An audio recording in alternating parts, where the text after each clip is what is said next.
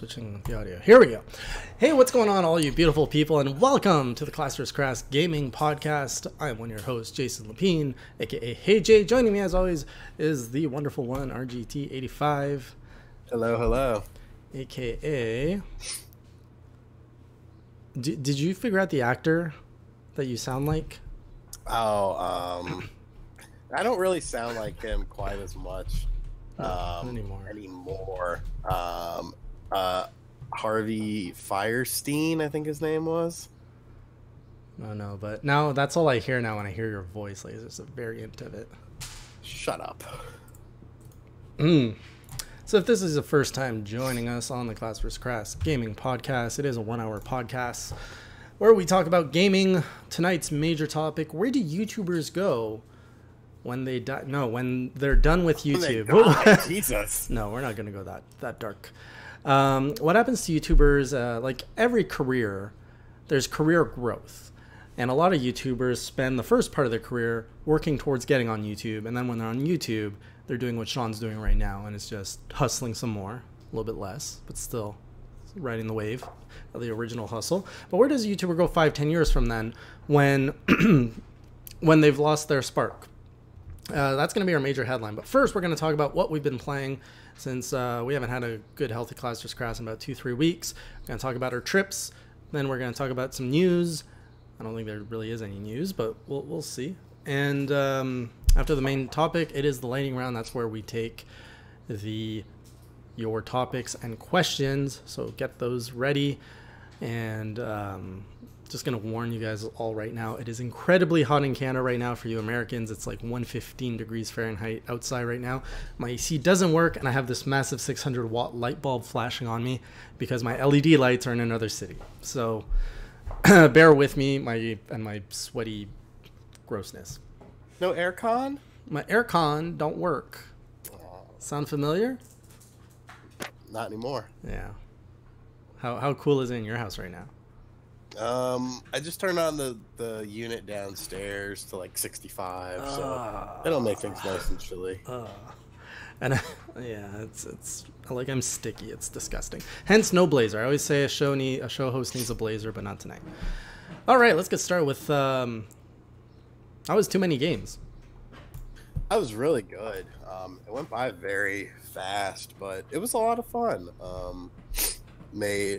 Merch sales were good. The panel was good for the most part. Did you only have one panel this time? Yeah. I think everyone had fun at it. Hope so, at least. We did Garfield trivia. Such questions as how many cigarettes do I smoke in a day? What's the answer? Like 15. That's like less than a pack. What do you consider like a bad smoking habit? It's like a pack and a half, 2 packs a day. I think is pretty crazy. How many cigs is that? It's like, well, a pack is 20, so 30 to 40. Okay, twice your daily intake. Yeah. But yeah, it was really fun. It went by very fast though, which is weird because usually by like day 3 I'm like exhausted, and I was physically exhausted, but it just felt like everything just went by so fast. It was definitely very different. I think I walked the floor once on Friday, like a time and a half on Saturday, and then twice on Sunday. Any key vendors or game pickups worth noting? I know your big one last year was like Spider-Man 32X. I mean, I did a video on it, but I got this Mario Lemieux hockey puck for the Mario Lemieux Sega Genesis game. Wow. I just happened to have it on my desk. I got a Game Boy Light. That was my big purchase. I've always wanted one. I'm going to try and do a video on it this week. Yeah, that was my big purchase. I was like, that with a game that I had bundled in was like 130. But yeah, everything, I bought some Master System stuff. I only spent probably 200 or so the whole weekend on games. So any good games there? Like in terms of like indie booths or? Honestly, I didn't even have a chance to look. Oh shit. Like I was just so busy the entire time. Like Sunday was probably the worst. Like first off, I got locked out of my room, Of course. and I went downstairs to have a cigarette in the morning. I came up and I didn't have my key, so I'm like banging on the door. Balrog is in the room, but like just not answering the door. I'm like, is he asleep? Is he dead? Like, what's going on here? I'm calling him. He's not picking up his phone. And then eventually I found a maid that was like a couple rooms down after like 15 minutes of me standing there. Yeah. I'm like, can you let me in my room, please? And she was like, okay. So she let me in the room. And then like I went in the shower and I got out and like he was awake. I was like, did you not fucking hear me? He was like, no. I was like, Oh dude, man, you need better roommates. no, he was good because he didn't party or anything. Like he was just very quiet and he would just sleep a lot. So, but yeah, like I got to the con at like 10:30. Yeah, you didn't room with Wood? No, Wood got his own room, Oh. Mr. Hollywood. Wow. And I never even went to his room because Friday night he was editing and I was at the Screenwave party and at like 11:30 or something. I was like, I'll go see what he's doing. And so I hit him up. I was like, what room are you in? And he never responded. And then the next day, when I saw him, I was like, what the fuck happened? He was like, oh, I got some ice cream room service and I just passed out at like 10:30. I was like, you fucking idiot. Ice cream room service sounds nice. Yeah. But then, okay, so like Sunday, it was like... Wait, where'd you 10:30 Yeah, sorry. What? Go ahead. 10:30, I got to the con. Of course, it starts at 10. Put everything out on the table. 12 o'clock was the musical performance. Went and did that. Ripped my voice to shreds. 1 o'clock, Wood had a live stream because like Screenwave had set up a streaming booth and it had people streaming there. And so he's like, I'm not doing it by myself. You're doing it with me. I'm like, all right, whatever. So I went to the booth with him and we played Mario Tennis. And then it was like, I got done with that at 2:30. Back to my booth, try and sell some more stuff. And the next thing you know, it's 5 o'clock. It's time to go home. It's just like, shit. Wow. You said you were selling merch, so like, did they give you a booth or were you just like peddling it like as a merchant with a... No. I was at the Screenwave table. Remember that Screenwave table at the front? Yeah. From last year? Yeah, I was set up there. It was me, Wood, Swanky Box, Game Chasers, Game Dave. I think that was it. But I mean, like Shane and Gilly and Spawn Wave were all hanging out at the booth, and one of the Patreons of mine, Wood, and the Game Chasers was just hanging out there. So it was actually very nice because he would just hang out and like if I wanted to go outside and have a smoke or something or talk to someone, like he would just run my table for me. So like it was super good because without him I feel like I would have just been sitting at that table the entire time. Like it was very crazy, but yeah, it was a good time. Oh, that's cool. That same weekend I went in the opposite direction. I went north to Ottawa this time. Which was a last minute decision, but there was like a Canadian Gaming Expo going on there. So I got to try a whole ton of indie games, a bunch of them which I shared in an Indie Corner episode that I released yesterday. If you haven't seen that, do check it out. It was interesting. They actually got me with the person who invited me. They said, "Oh, it's there's a caviar and champagne party." So I'm like, "Okay, well, I'll get on a train for that." But it was pretty like low key. Like I went there with what was my purpose there? I wasn't going there as media or anything, just like very brief networking. So I actually got to have a whole weekend where I could actually do a convention and just enjoy talking to the devs, more like a consumer, and just play games and enjoy myself. But what was fun was on the Saturday night, we all went out to this bar in Ottawa called Atari, and it's all like Atari branded, which is really cool. And their bar has all these drinks, which are all like video game branded. Like you can get like a Zelda drink and stuff like that. But it's all candy. Like there's so much sugar in these drinks. You don't want to have more than like one or two because you don't want to get drunk off that stuff. But yeah, it was pretty cool. Like I asked the guy, hey, like what's the legality involved here? Like clearly you can't have a bar named after Atari, like so obviously linked to the brand without some kind of legality, right? And then I found out that Atari is actually a Japanese verb or word. So you can't actually like trademark the word Atari, and they're not using the Atari logo. So therefore, they're in the clear. Huh. Yeah. That's kind of different than the parties we had. What were your parties like? More tornado sirens?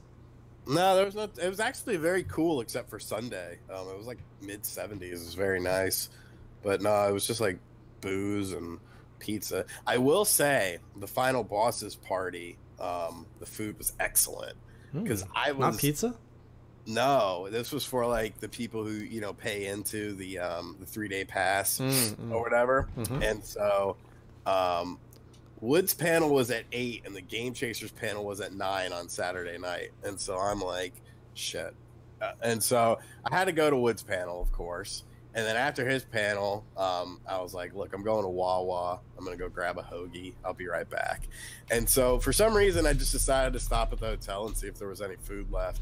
And there was. And I got like a plate of like garlic pasta. And like it was build your own tacos with like chicken, beef, some other things. I just made 2 huge ass tacos, made a huge plate of pasta, found a place to sit, just sat down, scarfed that down, and went back. And I was like, oh, this is good. Speaking of food, I just realized. So I said the whole reason I went was for like the caviar and champagne party. So I get there and there's all like these hors d'oeuvres being passed around. I see the caviar. I'm like, oh, cool. I shove it in my mouth. And I really don't like the taste of fish, and caviar is just an extreme amount of fish taste. So like it's just overpowering my entire face with fish. I'm just like, oh my god, this is so terrible. Well, it's fish eggs, isn't it? Yeah, that's what caviar is. And I'm like, why the hell would I think I like this? Just because it sounds freaking classy. And I'm like going to the bar and I'm just like, give me anything. Like I was just trying to wash it off and it was just like this lingering fish taste. It was just nasty and disgusting. Champagne was nice though. I do like the champagne. We'll stick with that.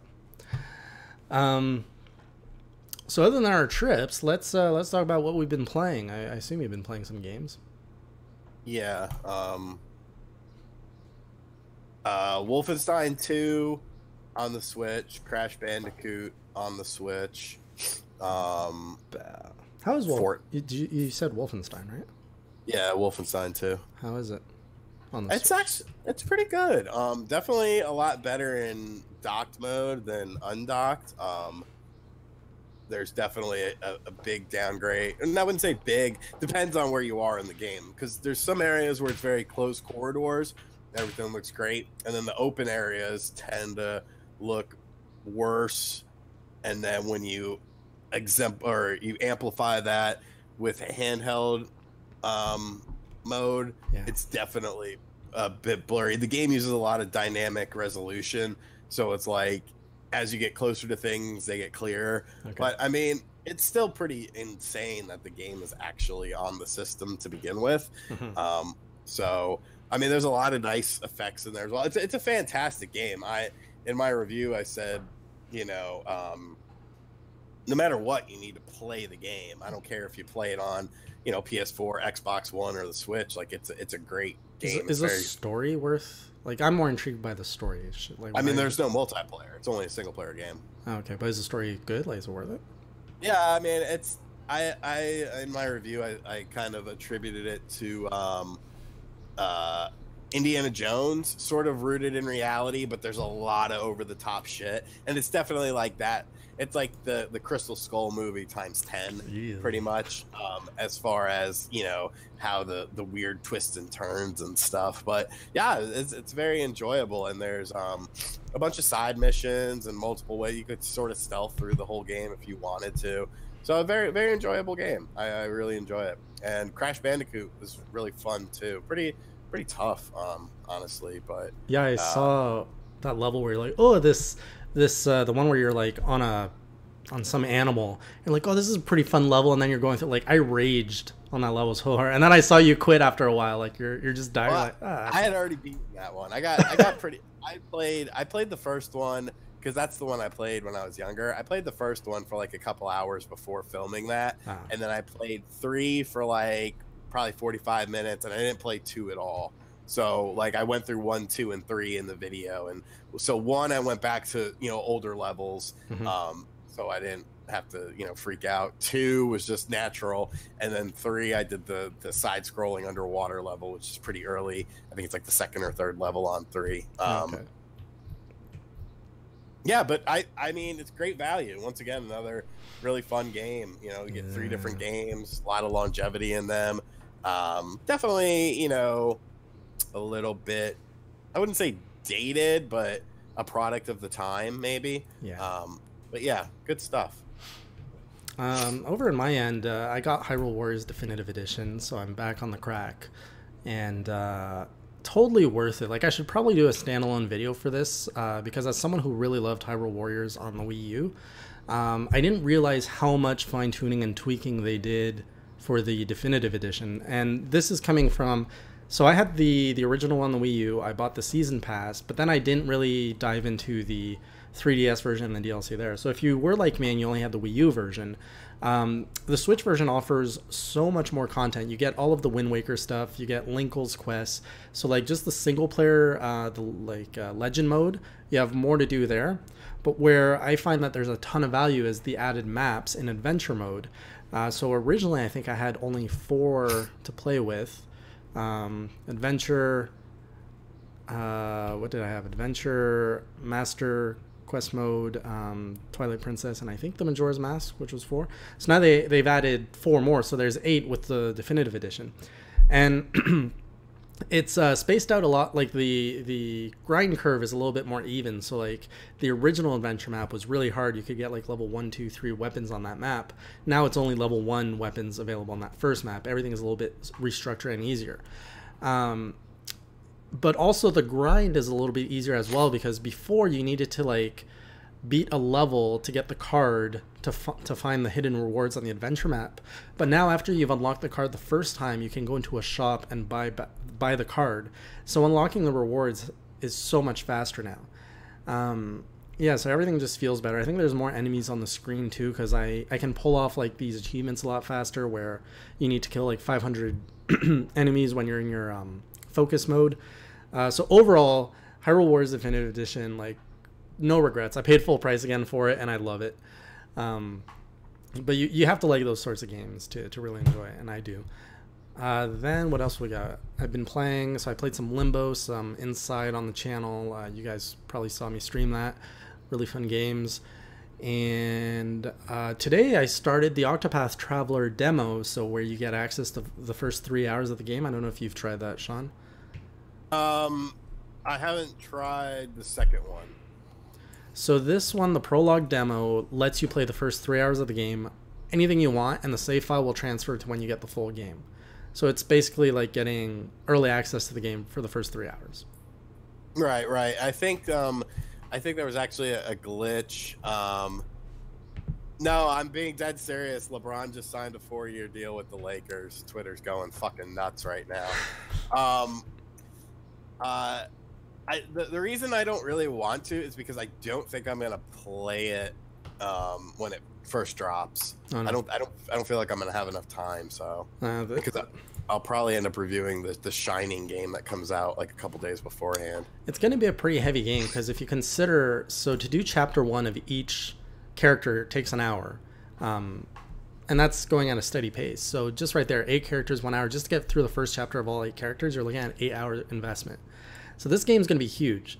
So in the original demo, you got to play as the prostitute and the knight, and now you can play with whoever you want. So I started with a thief, who, again, amazing story. Like, this game just keeps on delivering. The music's amazing. I forgot how rewarding the combat is. Like, this is going to be the RPG that hooks me for the summer. Like, I don't get into RPGs often, but this one is just, it's hitting me in every way possible in a good way. So I'm going to keep playing that. And then I've been playing some more Lego City Undercover, trying to 100% that with my son. So that's what we've been playing. Nice. Any news that you want to cover before we get into our major topic? I mean, the Google thing, maybe? Yeah, that's worth talking about. So lead us on. Google supposedly is entering the market of consoles. They will be supposedly doing like a streaming device or something. The thing is called codename Yeti.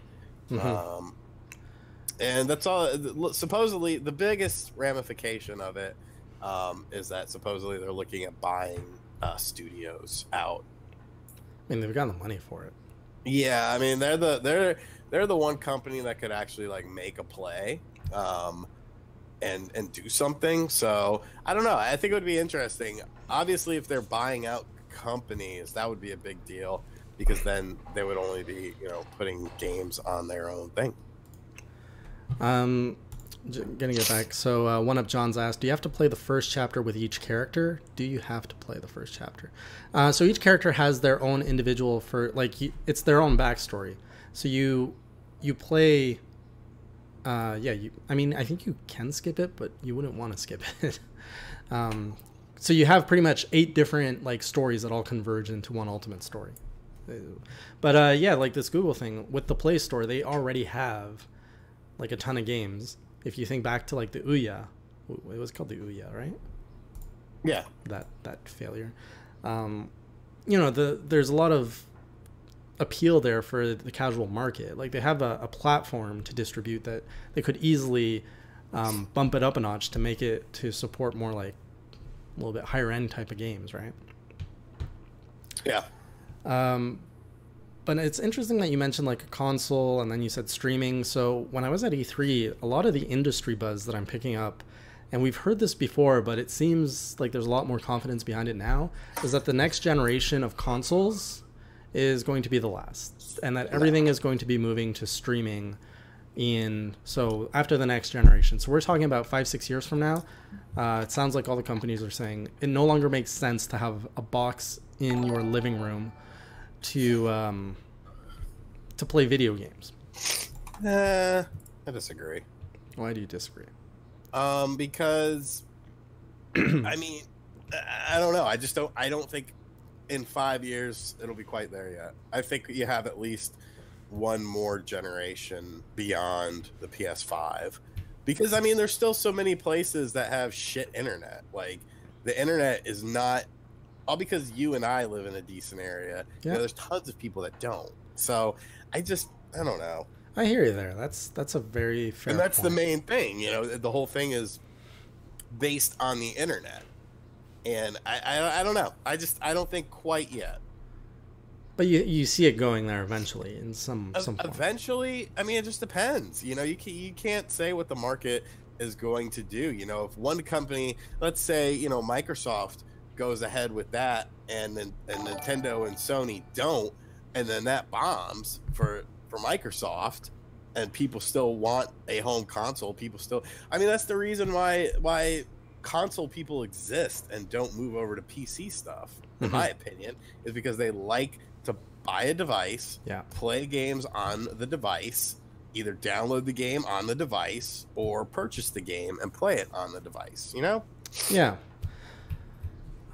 I just don't know, like, the device is, like, I'm just trying to think of a company standpoint. Like, the hardware, the box, the console is not profitable for any company. The only reason to push that into people's home is to get basically an exclusive access. Like, once your PS4 is in a consumer's home, like, you have a direct access to sell to that consumer more software. Like, that's the business model at its simplicity, right?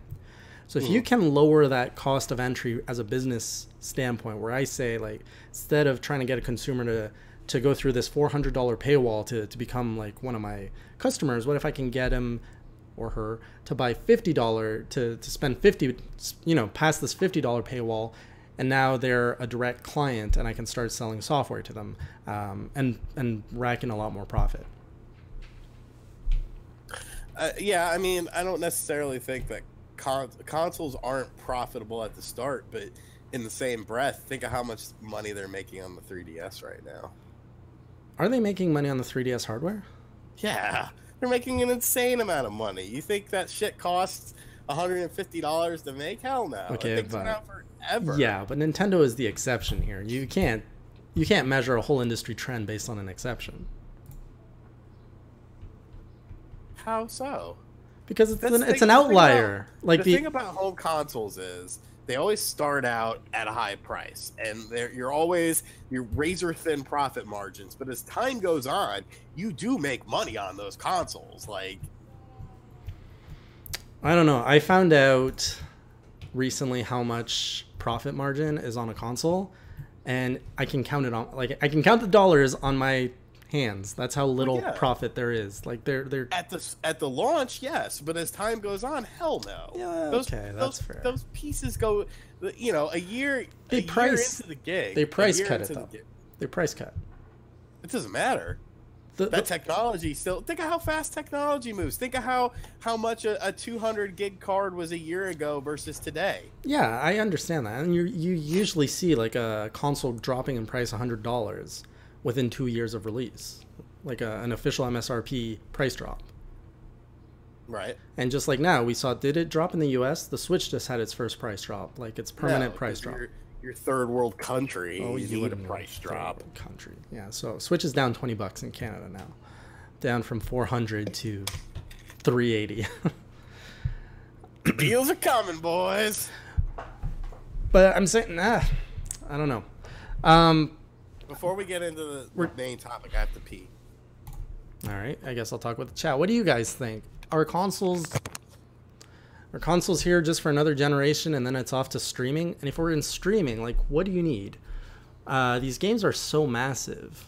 Would we still need like a box that's basically a hard drive? I don't know. Because we've called this out before, but gaming and film is very different.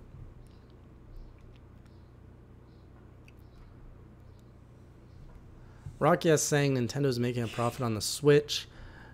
I think they are, but it's a very narrow profit. I know they sold the Wii U at a loss. Old consoles do print money. Where Nintendo's making a huge profit on hardware is those minis, the NES and the SNES minis, or classics. Yes, there are people who rebuy the 3DS system every time a new color comes out. That is true, One of John. Very good point there. Like, what is the average count? Like, I want everyone in the chat right now. How many DSs? Yeah, let's say DSs, not even three. Okay, no. Let's say 3DSs. How many 3DSs do you guys have in your household? That counts 2DSs, 3DSs, new 3DSs, new 2DSs. Out of that whole family, how many of those do you have in your household? I've got 3. How many do you have from the 3DS library in your household? What? How many 3DSs do you have? 2DSs, 3DSs? Just 2. I'm curious to see what the average is. So Video Game Guru has 2, Rakia has 2, Sergeant Crack has 1, Jack Gates has 2, Smash GT has. So it sounds like we're, from this very small sample pool, we're averaging about 2 DSs per household. Now, I don't know how many people are in your households, but Smash GT, yeah, the Wii U did sell at a loss. That was a terrible generation for them. The Wii U never did have a price drop. Good point, Smash. Right? No, it never did. Even when it was on the way out. Okay, so look at this. Jack Gates saying he will be getting a new 3DS XL this fall, so I can get that Luigi's Mansion remix. I actually thought about buying a 2DS, like the one that comes with a bundled software, and they're like $80. If they come out with if they come out with a 3DS that has like Street Fighter Edition on it, boom, like that's how they're gonna get you. Yeah, they won't. They only released one Street Fighter game. Yeah, it's a shame for it, and that was a launch title. It was a great game.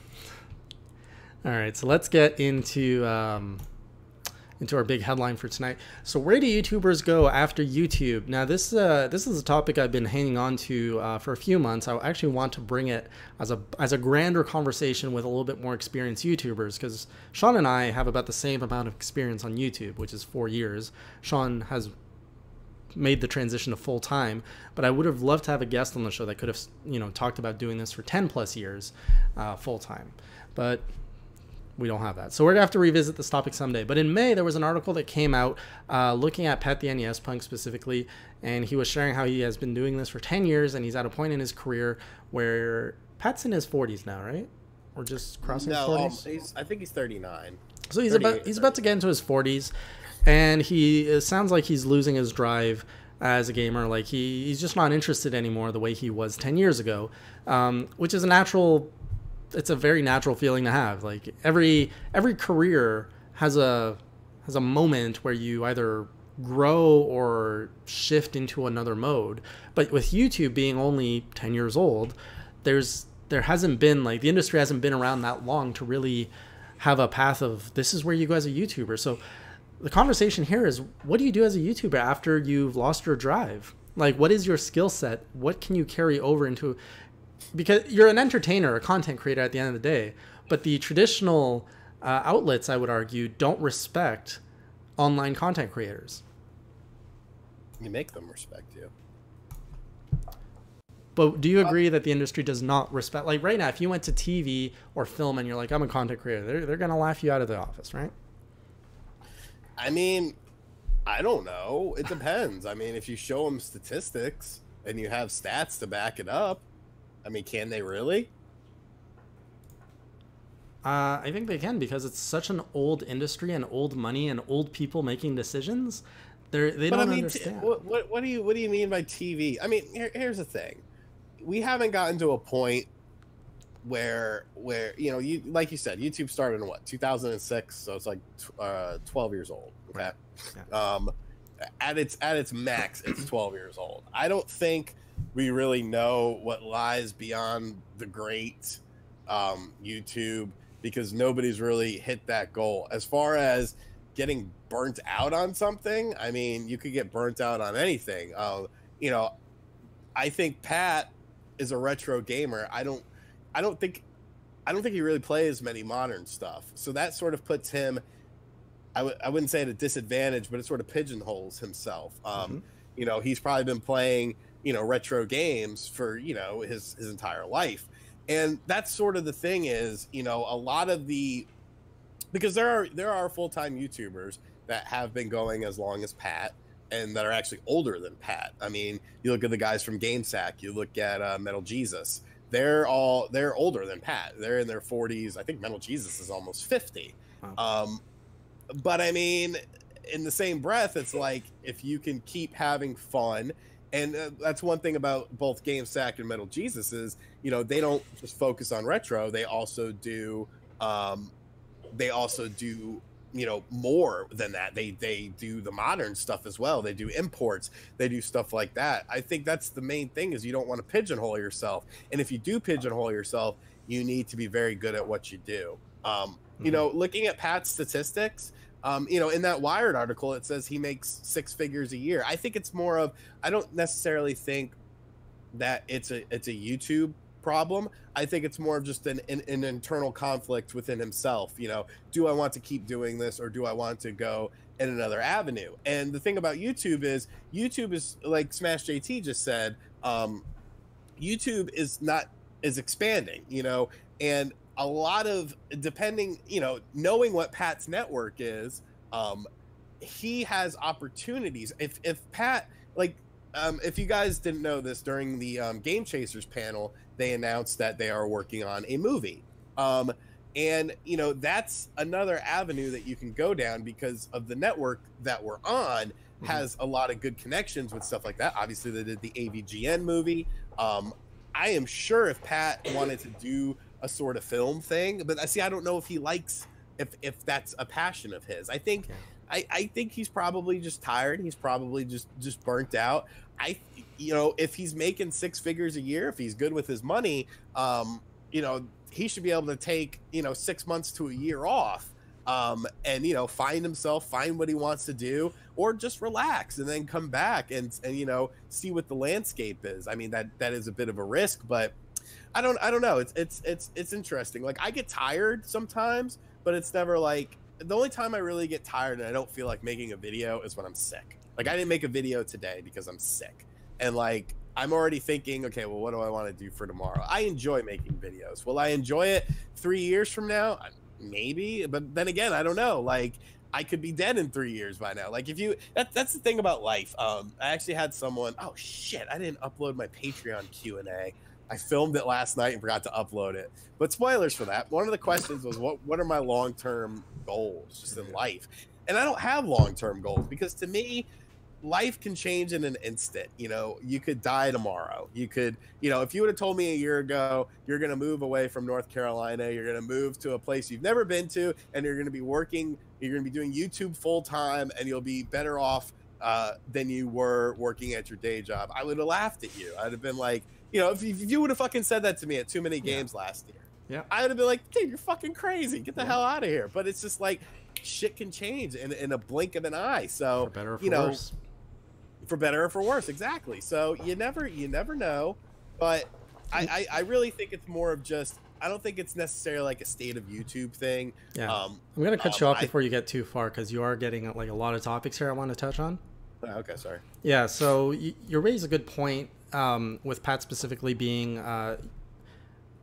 There's a few conversations here, because there is YouTube as a broader conversation, and then there is the individual. When you say someone like a retro gamer who got into YouTube and who accidentally took off, like you look at kind of the founders, if you will, like what I consider, like, you know, James Rolfe, Pat the NES Punk, like they got into that for different reasons. You know, Pat was a collector into retro gaming, kind of didn't really realize that this could become a career.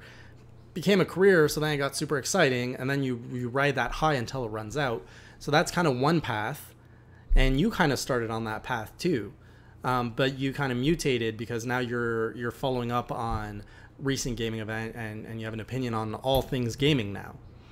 Well, and that's sort of because I sort of realized that I think there's a brick wall with retro, because everyone has reviewed every game for retro systems. Like there is not a game that you can't type in, you know, the name of the game, review, and then something will pop up. So it's like, I think if you just pigeonhole yourself to just retro games or just Xbox games or something, people say I'm a Nintendo Switch channel. It's like, no, I just happen to get Nintendo Switch codes.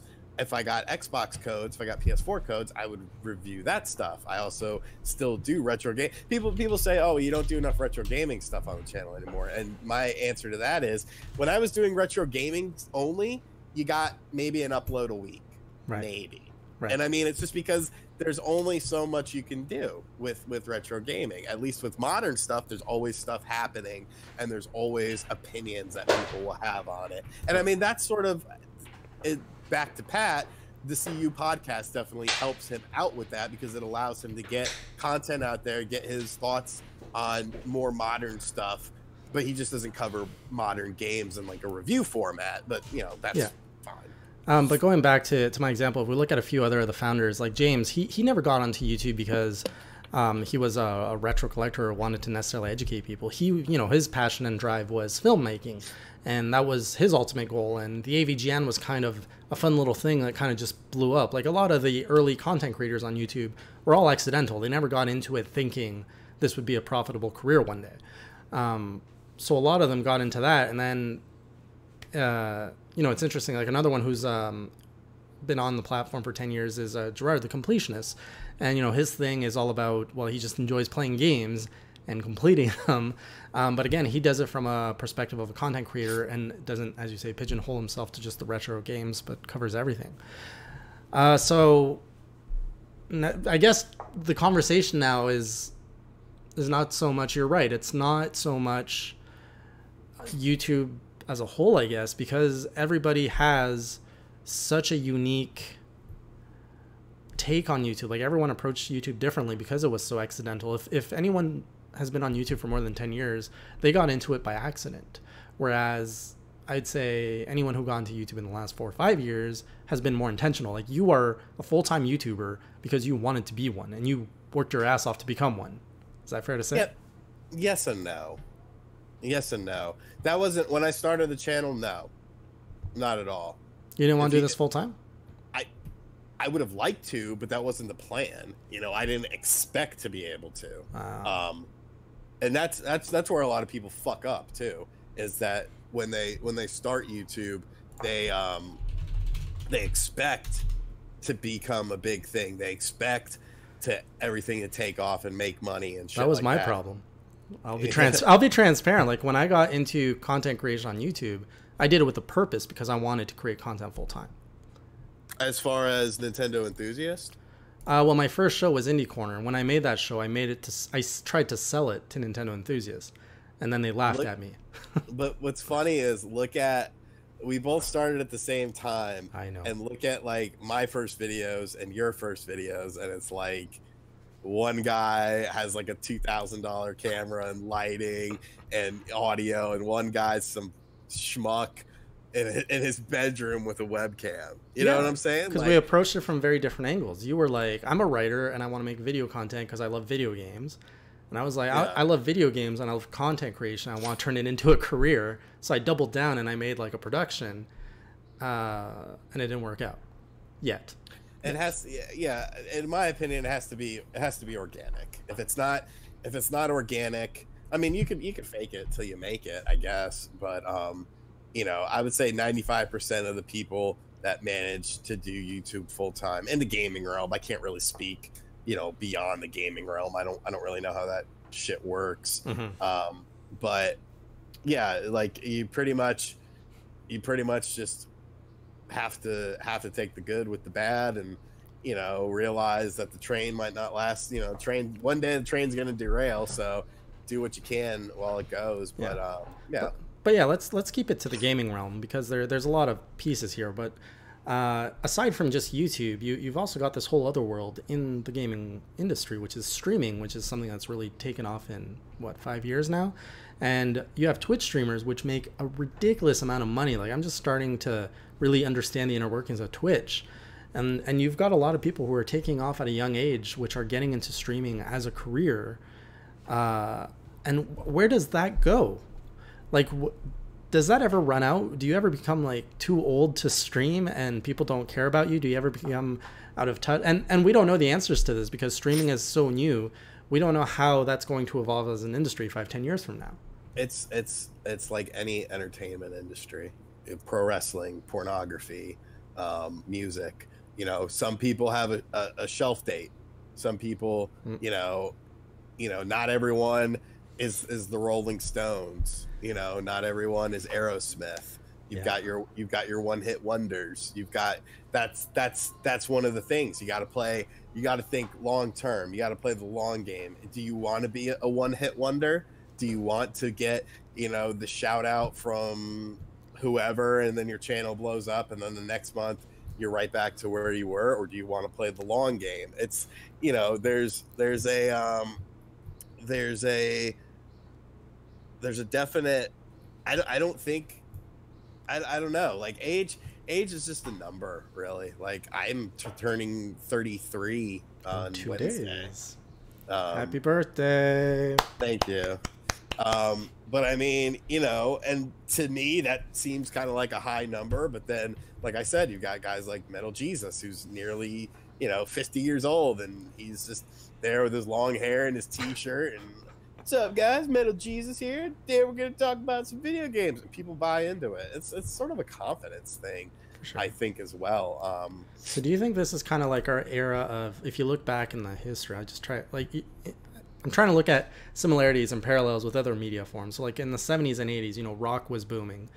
So do you feel like in 20 years from now, we're going to get all these documentaries on like fallen streamers and like all these streamers that just went off the rails and like got trashed or had dark lives? I don't really follow the streaming industry. It's but like I said, you know, there's so many parallels to every other form of entertainment. You know, SoundCloud rapper gets 200 grand to sign with Sony to make an album. You know, he could probably, you know, live off that money for a couple of years, or he could blow it all. And that's the thing. You got to be smart with your money. You got to, you know, like I don't think I'm smart with money. I think I'm frugal with money because, you know, I'm used to living, you know, paycheck to paycheck. So like I don't care about, you know, fancy things and nice clothes and expensive food and shit like that. So I'm able to save money just for a rainy day, or if I want to take a week off and go somewhere, I can do that. I think a lot of people, especially young people, like if I was in the position that I'm in now, when I was 10 years ago, I probably would have blown some money. I probably would have blown a lot of money if I had it. Drugs and hookers? No, not 10 years ago. I would have done car stuff. I was big into car stuff then. That's really what I spent most of my free, my spare money on, was car stuff. And I would have like $100-$200 in my bank account, and I had to live off that for like a week or two.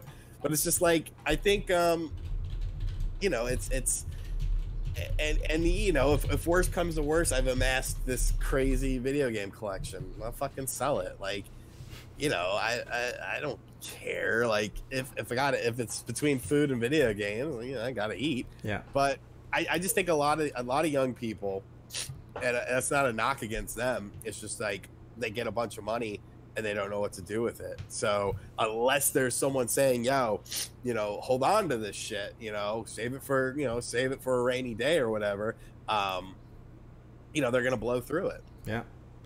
All right, so let's just wrap up the topic with kind of a closing statement here. So where do YouTubers go after YouTube? I think you laid it out pretty clearly, Sean. I think it's like every other media industry. You either find after YouTube, you either move on to another branch of media somewhere, or you completely fall out of the media business and you get like a 9-to-5 job, I don't know, at the post office.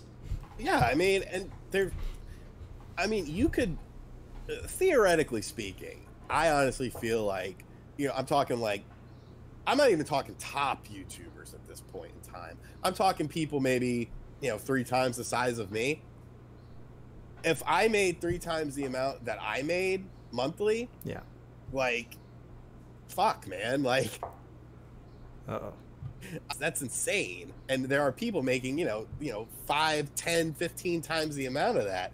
And so just be wise with your money, don't go out and buy a fucking $500,000 car and a big mansion or something. Like, be smart with your money, and theoretically speaking, you can live off that shit.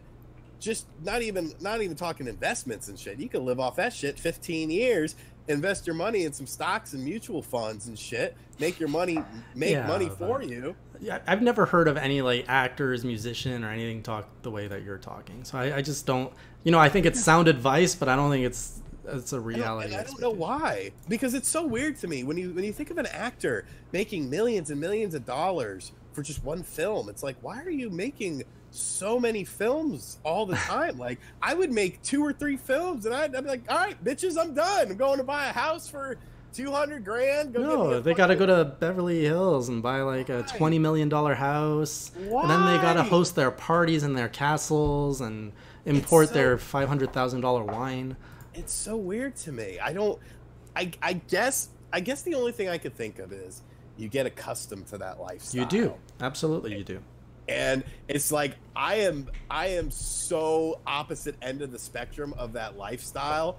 Like, I would never have to worry about that shit. Like, I don't want a big empty house. I don't, maybe a car, I do like my cars, but still, like, I would buy a used one for like, that's got like $50K on it. No, dude, like one day when you're going to have like $1 million sitting in your account, you're like, I really don't know what to do. Like, I've already invested $500,000 into all these like mutual funds. You have your house paid off. You're making your content for 2 years. Now you're just like, oh, I need another buzz. You're like, you know what? I'll just buy this. I'll just buy this little $20K car, play with it.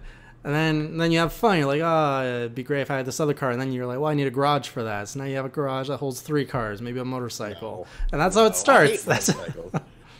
No, man, that's not me, dude. Like, I am a gutter individial. Like, yeah. What you see is what you get. And I've been this way for, I think part of it, and start doing the lightning round. Yeah, I've already prepped it. I think part of it is growing up, I've literally lived in fucking the ghetto to the gated community. So I've seen all ends of the spectrum. I've been broke as fuck when coming home from a fucking preschool or kindergarten and going into the kitchen and someone's robbing the house. Right. And then in high school, having the 4-bedroom house in the gated community with, you know, the fucking nice front lawn and all this shit. And it's like, okay, well, where do I see myself? And I've always just been like, this seems so unnecessary, all this stuff. Like, just give me a little spot to chill in, and, you know, I'm good. Like, I don't know. I think that helps me a lot to stay grounded. But there's always, you know, kids born into Hollywood, or kids, you know, 18-year-old kid getting $1 million or some shit. Obviously, life is going to go different for them. It'll be interesting to see where you go. I'm sure this episode is going to make it in your documentary when we find out what happens to you 5-10 years from now. We're like, where did it start straying? And they'll reference this episode, Class vs. Crass 119. I'm in a stray in 5 to 10 years? Change. Maybe not stray. Change. I don't know what you'll mutate into next. Who the hell knows? Maybe you'll get like a... I don't know. But yeah, let's get into the lightning round. Your topics, your questions, toss them up. Let's talk about them. Anything we talked about tonight, anything we missed. What do you want our thoughts on? These things are popping out of my ears. Sounds like you guys really enjoyed this conversation. So I'm really glad it worked as a good topic for you guys. Maybe we'll do a little bit more serious topics in future episodes. Always experimenting. How hot is it in your place right now? I don't know. My thermometer's behind that black scarf. But it's a little warm in here right now. I turned off the bottom. I saw you were sweating. I see the upper lips, the upper lip sweat. Well, it's because of the light, and I turned off the AC unit down here because I don't like to run both of them at the same time. Although, like, I don't think they're reading my electric meter right, because like my electric bill is like $50 every month, and I'm like, okay. Yeah, I don't know. I'm shiny. Like, I'm sticky right now. It's gross. Sushi Striker, no, I will not be buying that. To me, Sushi Striker is a $20 eShop game that they sold at a $60 price. What? Are they selling it full price? Yeah. Whoa, that's insane. Hey, did you play Mario Tennis? No. It's good. I like it. I like the multiplayer a lot. I was playing, that's what we were streaming from the Screenwave booth, and like, I beat Wood's ass like multiple times, and then Jordan showed up. I beat Jordan's ass, and then Nintendo showed up, and we teamed up and went against the computer and won. All right. No, I haven't played it. I'm still scarred from my Wii U experience. No, it's a good game, man. It's fun. It's not $90. I need to buy it. I haven't bought it yet. So we've got a question from Jack. What ways do you see the industry being more progressive and more regressive? Big questions. Big question. I mean, what way do you see the industry being more progressive? I mean, I think things like Game Pass are pretty progressive. But then in the same breath, they're also... That's the funny thing about Xbox. If you look at Game Pass versus games with gold now, oh my God, it's so bad. You could tell where they're putting all of their effort into, and that's not games with gold. No. Like they did 2 indie games, Virtua Fighter 5 and a Splinter Cell from the 360. 2 360 games, 2 Xbox One indie games for games with gold for July. And then you look at the games that they just added to Game Pass, like Fallout 3, Fallout 4, The Division, Oblivion. It's like, holy shit. Like, I just downloaded Fallout 3 again today, and I've been playing, because that's my favorite Fallout game. It's such a smart move. Like, I was just driving. As someone who's more conscious of my gaming budget, it's crazy. Like, you think if you want 10 brand new games in a month, because there is that much gaming content coming out nowadays, you're looking at almost $1,000 right there. So with Gamer Pass, like, that answers the question that of how do I stay updated with all these games without breaking the bank? Right. And I mean, it's not even like necessarily, I don't know. Like, I think this holiday season's a fucking mess. Like, there's too many games coming out. And there's going to be casualties. I think. For sure. I think Just Cause and Tomb Raider will be the 2 casualties. I agree with that. Can agree with that. Tomb Raider's lost a bit of its luster. It's definitely going to take a hit. It's kind of like Wolfenstein. Last year, that game fucking bombed. Oh, did it? I didn't realize how bad it did. Yeah. Oh my goodness. How bad? Especially. Hold on, I mean, it's just VG charts. So yeah, well, it's a good indicator. Take it as you will. But this was a game that was obviously tracked.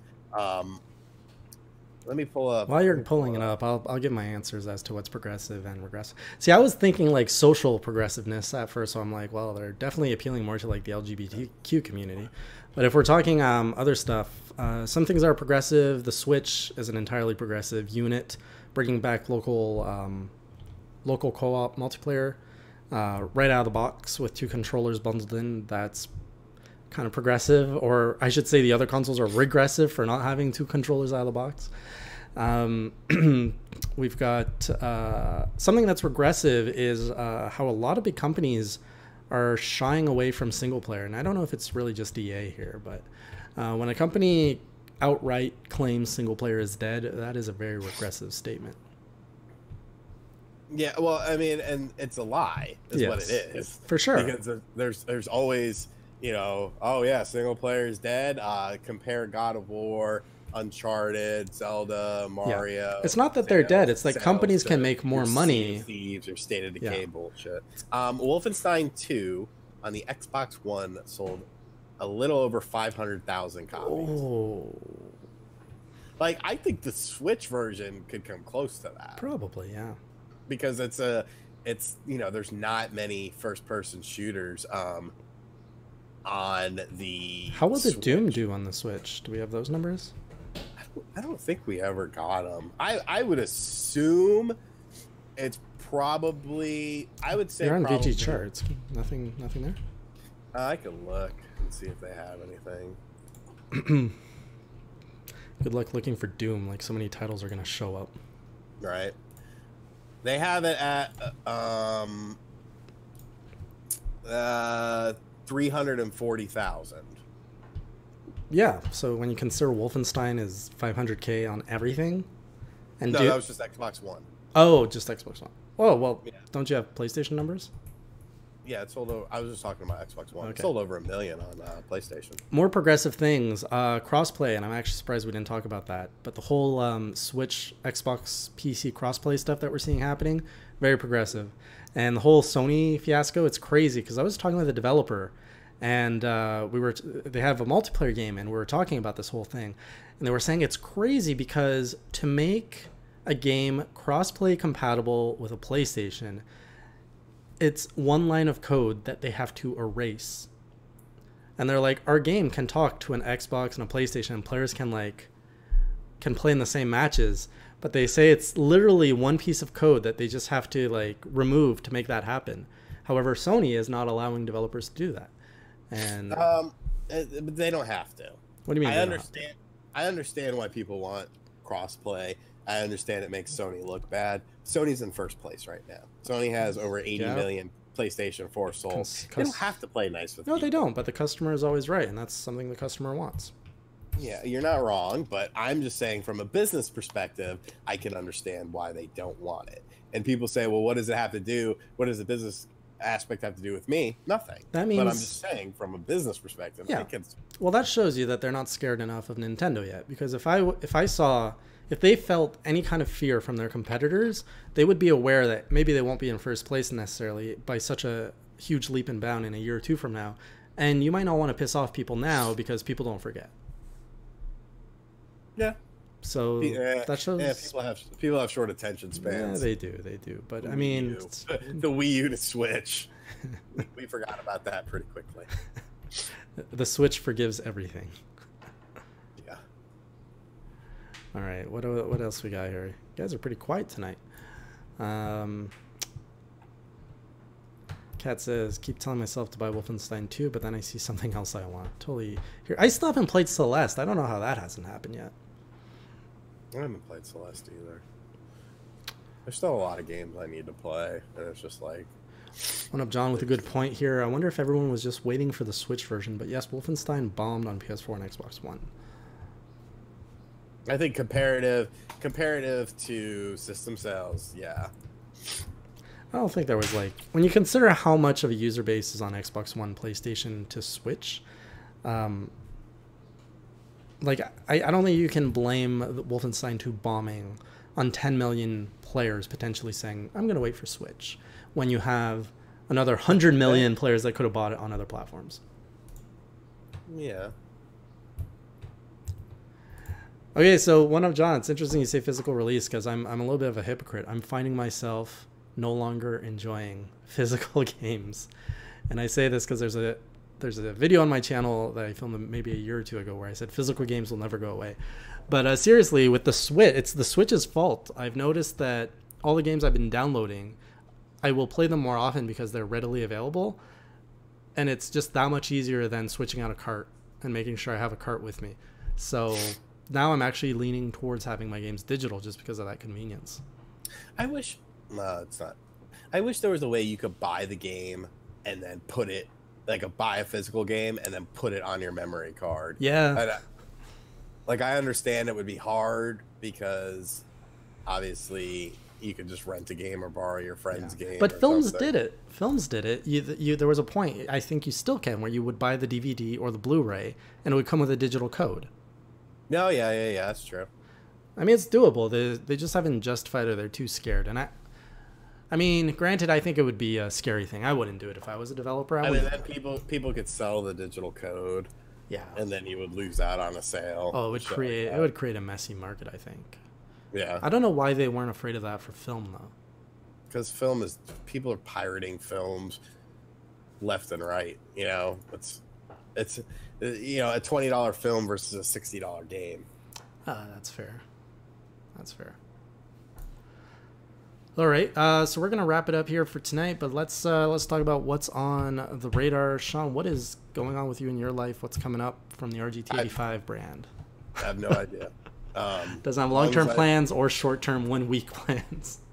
I have no idea. I have no idea what I'm doing this week. I will figure out something. I got a clone console. I might look at that tomorrow. Maybe I'll bust open Thimbleweed Park from Limited Run Games. Maybe not. I don't know. I'm just been resting. You should play Inside. You'd love it. Inside? Yep. Yeah, maybe. I don't know. I've just been chilling. You know, I'll figure out something soon though. What about your summer plans? Chilling. Figure out something soon. All right. Good news for anyone who actually enjoys my content. During the summer, I'm actually going to be here in my home a lot more. So that means after work, I actually have all of my equipment and capabilities to create content. So I expect to be doing a ton more streaming.